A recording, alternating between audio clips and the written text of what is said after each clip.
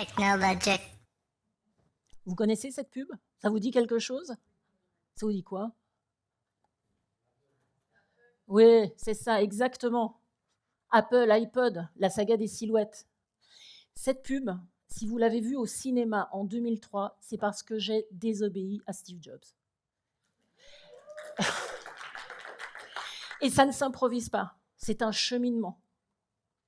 Ma désobéissance en 2003 prend sa source en 1987.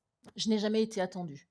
Au tournant, oui, mais jamais à une place où j'aurais pu simplement, facilement, aisément me poser.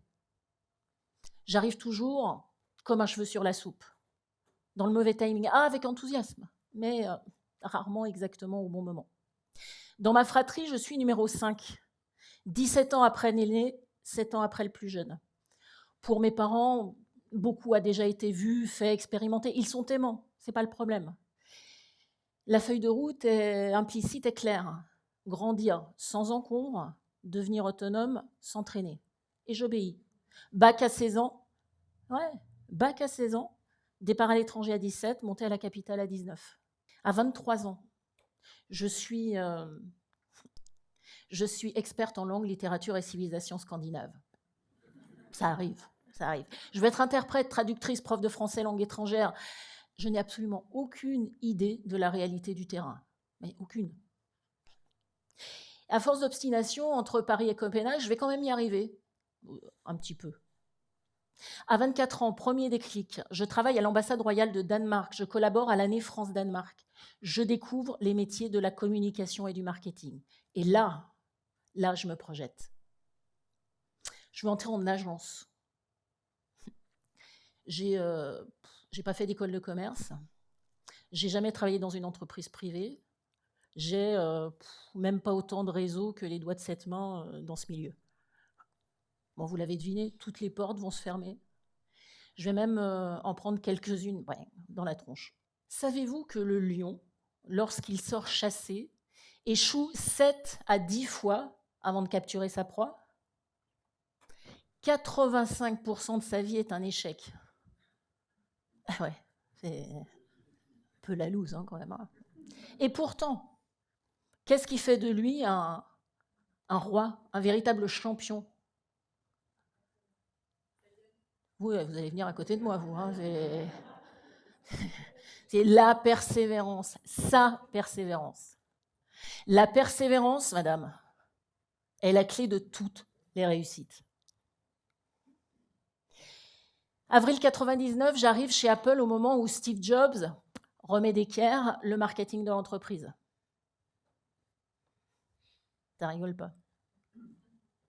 Ma première mission tient en peu de mots, faire d'Apple Expo un événement à hauteur des standards américains pour que Steve Jobs accepte de revenir donner son keynote d'introduction. On parle d'un projet à 70 000 visiteurs, 6 jours, 80 millions d'euros de budget.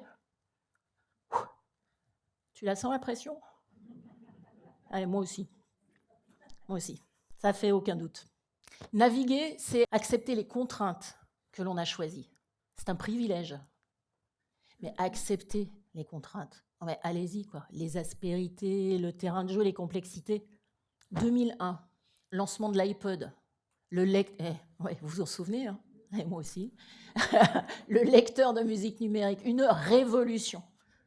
2003, c'est le début de la fameuse saga publicitaire des silhouettes. Je suis en charge de la publicité. Les plans médias sont proposés localement pour coller au mieux au marché. Bon, c'est une boîte américaine, quand même, il y a 3 interdits clairs.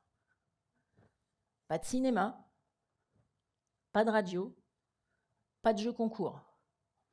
Et avec ça, cocotte, tu te débrouilles pour toucher les jeunes. Ok.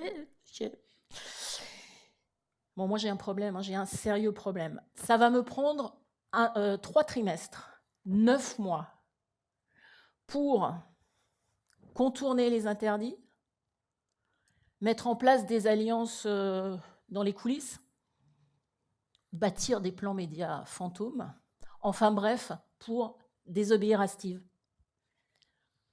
et réintroduire les interdits. Au bout de 3 trimestres, La pub au cinéma fera partie des plans européens. Il y aura des jeux concours en radio dans tous les plans européens.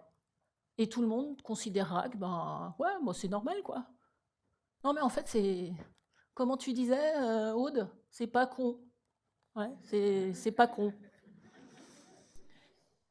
Et ça deviendra le standard européen, comme une évidence. Je n'ai jamais été remerciée, à aucun moment. Ni incentivé, ni augmenté, ni... Enfin bon, c'est normal. Chez vous aussi, ça se passe comme ça, j'ai l'impression, monsieur. Hein, vous connaissez le truc. Personne ne vous attend. Face à l'incertitude, face à des nouvelles règles, face à des décisions, des modes opératoires incompréhensibles, face à des méthodes de management qui favorisent l'opposition, j'ai appris qu'il y a une réponse. Désobéissez. Désobéissez à ce que vous avez toujours fait, parce que ça se fait comme ça. Désobéissez aux injonctions. Désobéir, c'est faire autrement.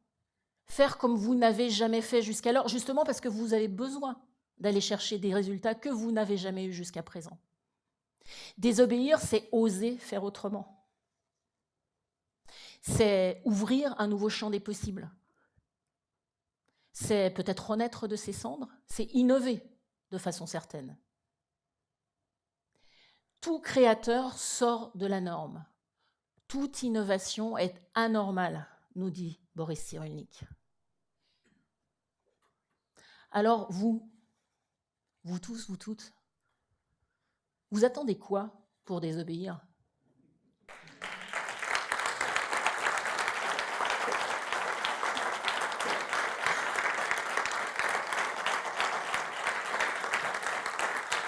Merci. Merci.